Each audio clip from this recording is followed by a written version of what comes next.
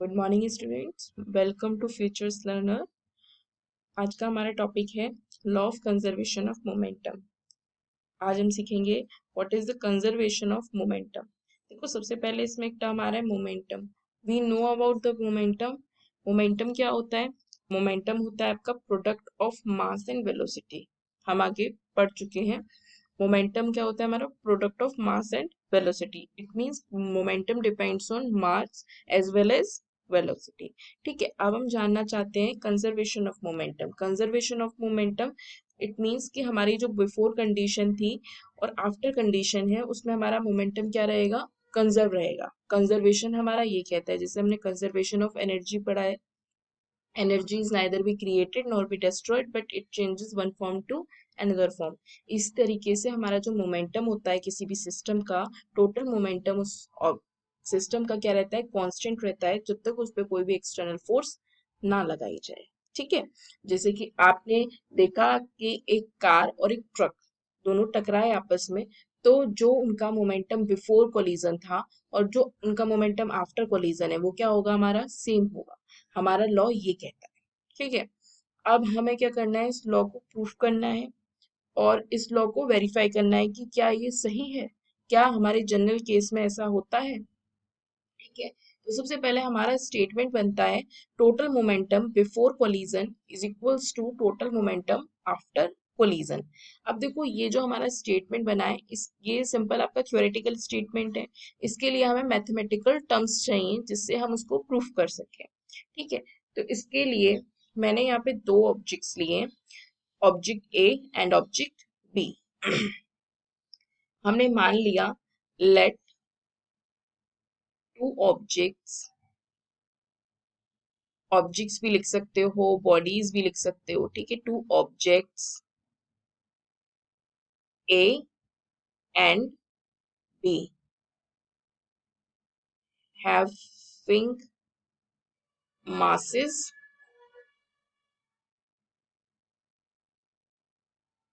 ma and mb। ठीक है, हमने दो ऑब्जेक्ट लिए हैं जिनका मास है ma और mb का b का मास है आपका mb।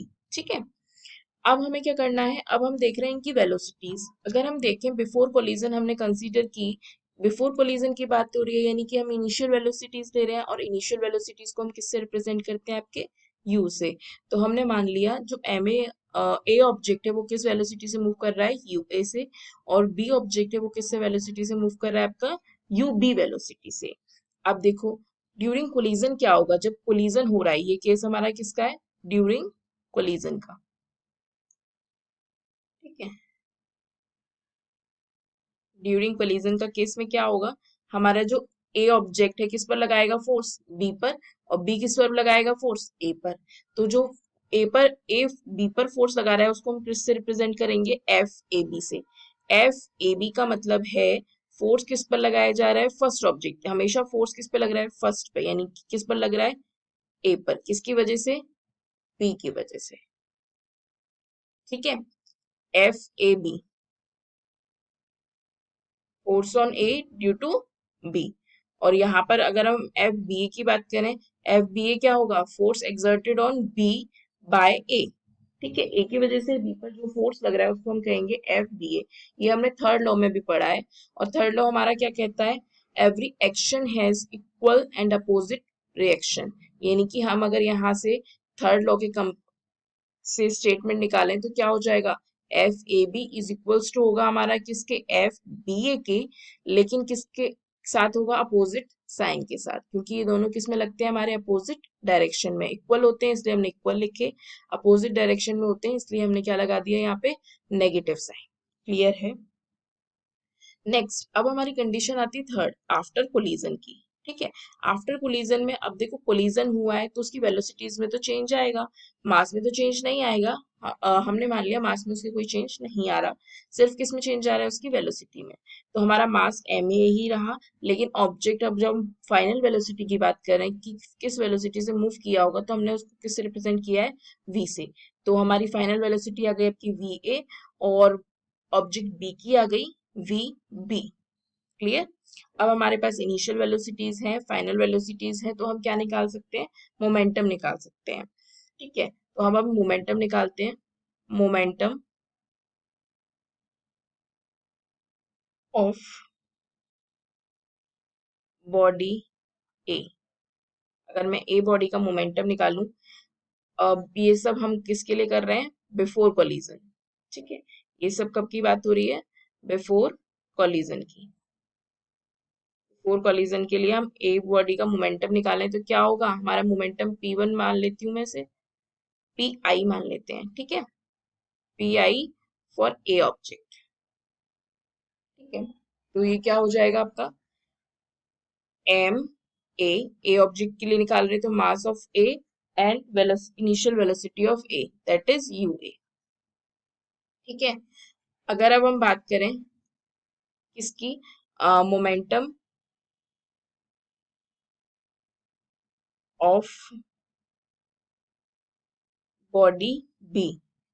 ठीक है, mass momentum of body B की बात करें तो क्या हो जाएगा आपका, P I of B is equals to M B और यू बी, क्योंकि हमारा किस वेलोसिटी से मूव कर रहा है, यू वेलोसिटी से। हम जानते हैं मोमेंटम क्या होता है, मास इंटू वेलोसिटी, तो हमने मास और वेलोसिटी का मल्टीप्लाई कर दिया। तो यहाँ से हमारा क्या आ जाएगा, initial momentum of the system. System का हमारा इनिशियल मोमेंटम क्या हो गया, अब ए का क्या है आपका, ए का है आपका एम ए यू ए। ठीक है, और बी का क्या है, M B and U B. इन दोनों को हमने क्या कर दिया, ऐड कर दिया, हमारे पास क्या आ गया, इनिशियल मोमेंटम। इसी तरीके से हम सिमिलरली क्या निकाल सकते हैं, फाइनल मोमेंटम निकाल सकते हैं। तो फाइनल मोमेंटम क्या हो जाएगा,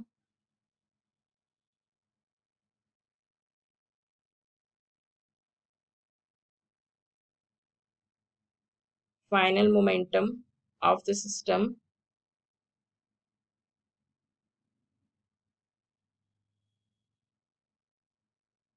फाइनल मोमेंटम आपका हो जाएगा क्या, इसी तरीके से देखो जब हम निकालेंगे तो पी फाइनल फॉर ए, तो क्या हो जाएगा आपका, M A into V A. ठीक है, वेलोसिटी चेंज हो गई, बस मास में तो कोई चेंज नहीं आया। और फाइनल मोमेंटम किसके लिए, बॉडी के लिए, बी बॉडी के लिए निकालेंगे तो क्या हो जाएगा आपका, एम बी। फाइनल मोमेंटम आपका आ गया एम ए, एंड हमारा फाइनल मोमेंटम आ जाएगा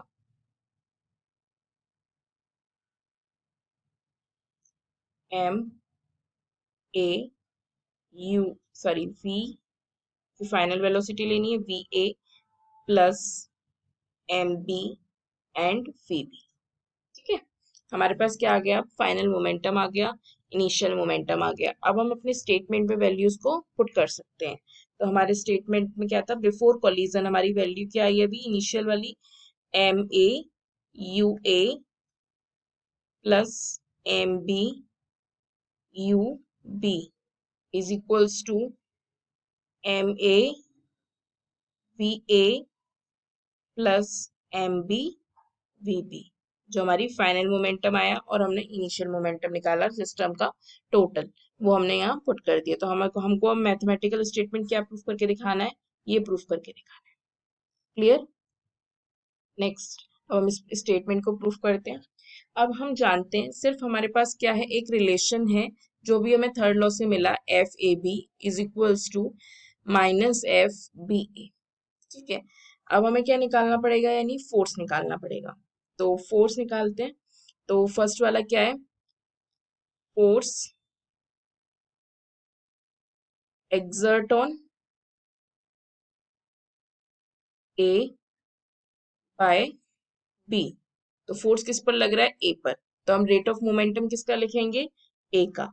तो यानी हमारे यहाँ पे क्या आ जाएगा, रेट, हम जानते हैं सेकेंड लॉ से, rate of change of momentum के बराबर होता है हमारा क्या, फोर्स। तो हमने यहाँ पे ये लिख दिया, rate of change of momentum. Of A.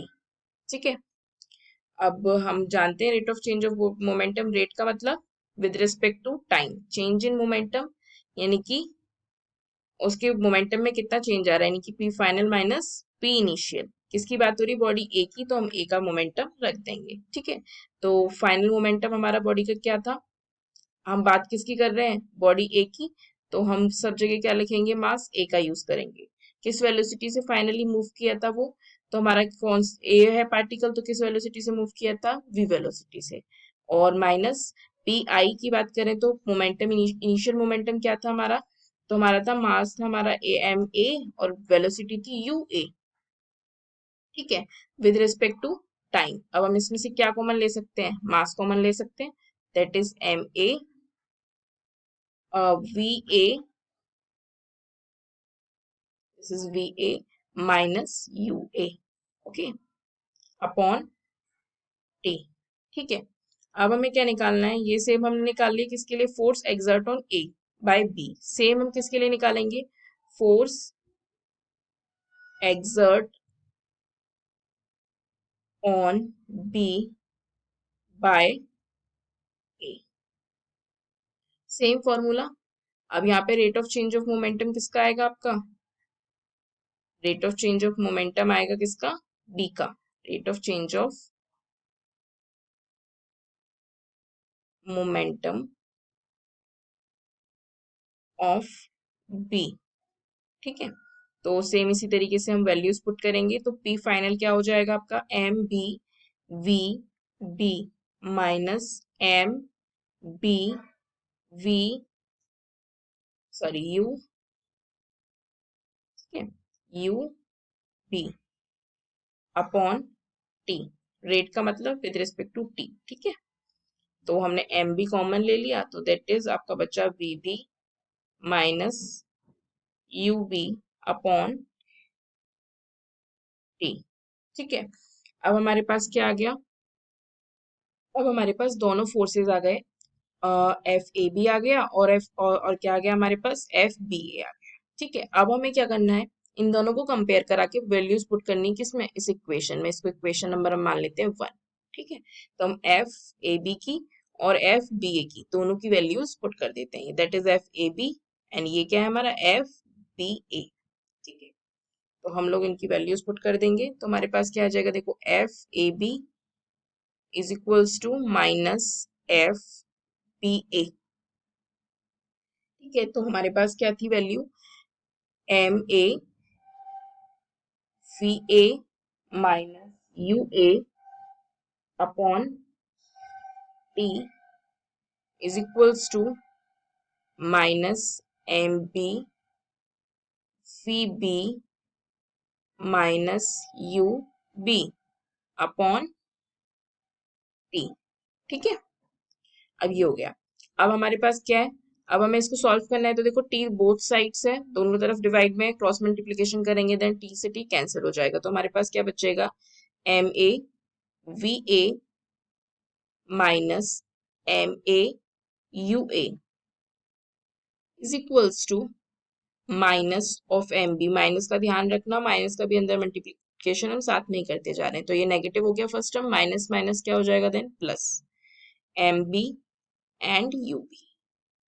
ठीक है, अब हम क्या करते हैं, नेगेटिव टर्म्स को लेफ्ट टू राइट ले जाएंगे, क्योंकि फिर वो क्या हो जाएंगे, पॉजिटिव हो जाएंगे। तो आप क्या हो, अब हम इसको लेके गए, एम ए वी ए को हमने एज इट इज छोड़ा। ठीक है, अब लेफ्ट साइड से हम इसको राइट साइड से लेफ्ट साइड में लिया है, तो क्या हो गया आपका, M B plus V B is equals to, यहाँ से हम इसको लेफ्ट से किस में लेके जा रहे हैं, राइट में, तो साइन चेंज हो जाएगा, that is M A U A plus M B and U B.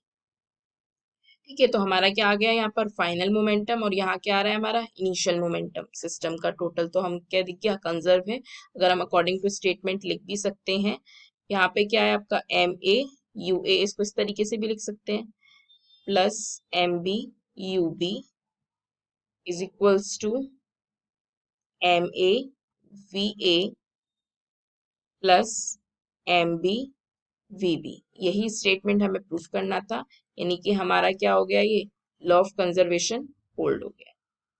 Clear है सबको?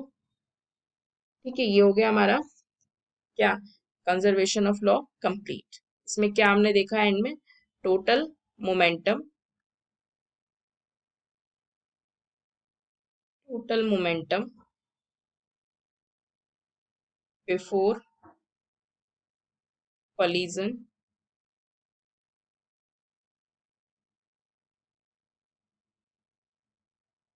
is equals to total momentum after collision। दोनों हमारे क्या आ रहे हैं, इक्वल आ रहे हैं, यानी कि हमारा टोटल मोमेंटम बॉडी का क्या है, सिस्टम का क्या है, conserve. Clear? Thank you, thank you everyone.